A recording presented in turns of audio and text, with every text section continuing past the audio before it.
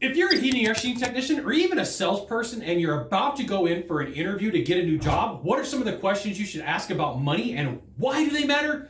This is a super important question. I'm Scott Bell, coming live for HVAC technicians, sales secrets on a perfect day to talk about sales and a perfect day to talk about you. So here's the thing. At one point, my role and function inside of an organization was to interview every employee that was going to get onboarded. And in 1 year, I want to say I interviewed 400 people, a lot. I interviewed a lot of people. So there's insights that I have from sitting on the other side of the table, interviewing technicians and salespeople that may just very well help you out. And today, we're going to talk about the money. We're going to talk about the money, right? But there's 7 things you need to know. 7 things you need to know. And so let's say that you're going to go in for an interview.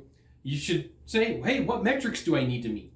As a technician, what metrics are you looking for? As a salesperson, what metrics are you looking for? What do you want me to sell? Do you want me to sell equipment? Do you want me to sell different packages? Do you want me to sell insulation? Do you want me to sell ductwork? Do you want me to sell IAQ?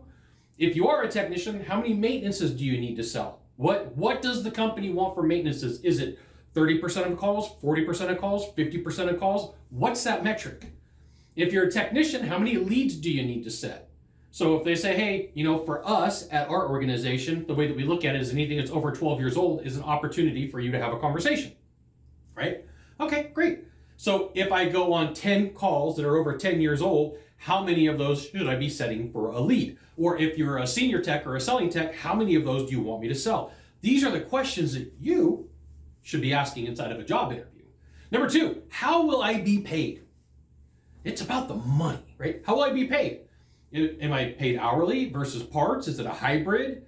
Like when I was a technician, they had this thing called new comp pay that was like, if I changed a motor, I think I got $40. If I changed an inducer motor, I think it was a higher level. I got paid like $80. There was different ways that I was paid, or was it straight pay? Was it hourly? If I set a lead that somebody turns over that I turn over, am I getting 1%, 2%, 3%, 4%? What's the magic number? How do I get paid? On this same list, is there retirement matching?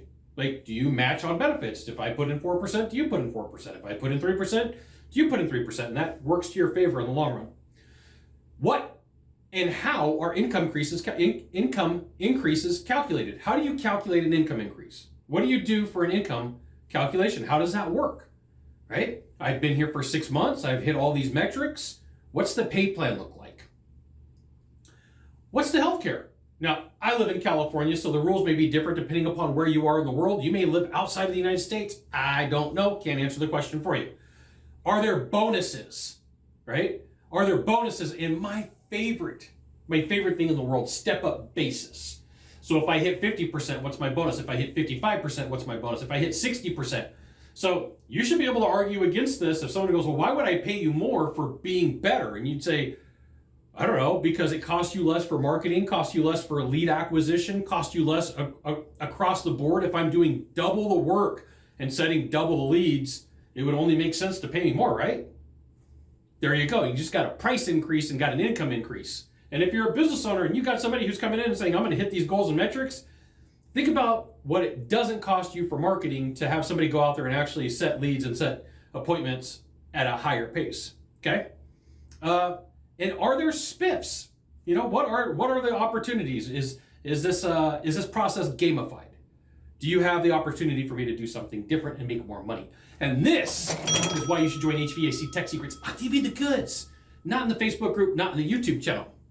Number 3, what days do I need to work? Right? Some companies have like Monday through Friday. Some companies have Tuesday through Saturday. Some companies have Wednesday through Sunday.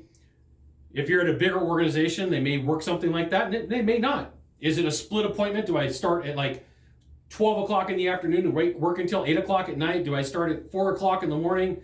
Hey, there are some places that get really hot. So like you start really early to deal with the heat.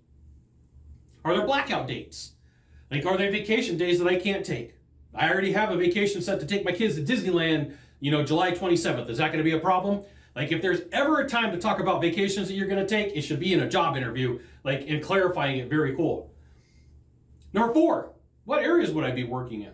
Like, I can name all the towns around Sacramento. I don't know where you live, but you could name all the towns around you, and there may be places you don't want to go. And so you may ask, hey, do we go to XYZ? Does the company go to XYZ? If I were to choose a position working here, would I have to go to this town? Would I have to meet with this area? Okay? How will I be dispatched? That's always an interesting question. Is it somebody who's regional? Is it somebody who's based 800 miles away that doesn't know the town or the terrain? I remember one time I was a technician. And so if I were to drive from Sacramento to Reno, there's a town called Auburn, and it's like 35 miles outside of Sacramento, okay? Heading north, like I'm northeast, like I'm going to Reno. I got done with a 5 o'clock appointment on a Friday afternoon, and I'm in Auburn, California. Fantastic place. So I call the dispatcher, I'm like, hey, where am I going to next? They go, oh, we got a call for you. I'm like, fantastic, where's it at? And they're like, Stockton. I'm like, you do realize that Stockton is about 40 miles south of Sacramento. So I'm 35 miles northeast, and now I got to travel 70 miles in Friday afternoon traffic. I'm not going to be there in an hour. It took me like 2.5 hours to get to that call because the dispatcher didn't know the regions, didn't know the areas. So like this may become important. Number 5, do you have a tool program? You may be a new tech, right? I've got tons of tools. I got my tool bag by my garage door to remind me of everything that I went through as a technician. Still got my bag, still got my tools. Like you may need a tool program to buy reclaimers. You may need a tool program to buy, I don't know, drills. Depends upon where you're at in your life. Some companies will say, yeah, you can spread that over 4 or 5 checks. Or, you hit these metrics and we'll buy it for you. Number 6, is there a critical path to my growth, right? Is there growth that can happen here inside of the organization? Can I do more? Am I going to be a technician forever? Is there an opportunity to be a supervisor? Is there an opportunity to be a manager? And what kind of training do you have to offer? Right? So like the company that I was a corporate trainer for, my only role was to train technicians and salespeople and office staff. That was my full-time job. My gig from 6:30 in the morning till whenever I was done was to train and work with people and make them good at what they do. Not every company has that, right? Some of the bigger companies will do that. They'll bring somebody in and say, hey, your only role and responsibility is to train people and make numbers happen. They would say, Scott, we need to hit these numbers. So it would be on me, the tech manager, the sales manager, to make things happen. They'd come to me like, my dude needs training. My chick needs training. Can you get them back in the game? Like, absolutely. What's the training like? Is it preset? Is it pre-scheduled?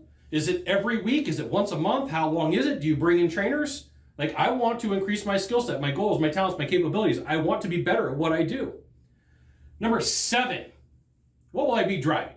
Right? It's kind of like a test close. What would I be driving if I worked here? Would it be a transit? Would it be a van? Would it be a truck? Would it be a car?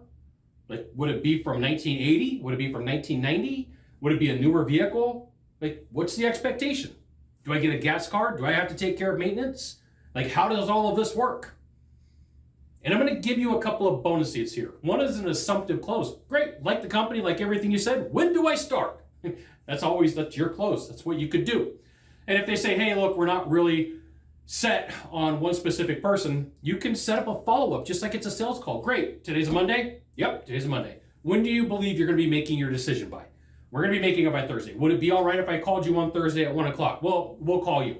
Well, if I don't hear back from you, should I call you at 1? Show some initiative. I want the job. I like the job. I like you guys. Put me in, coach. I want to play. And here's the thing.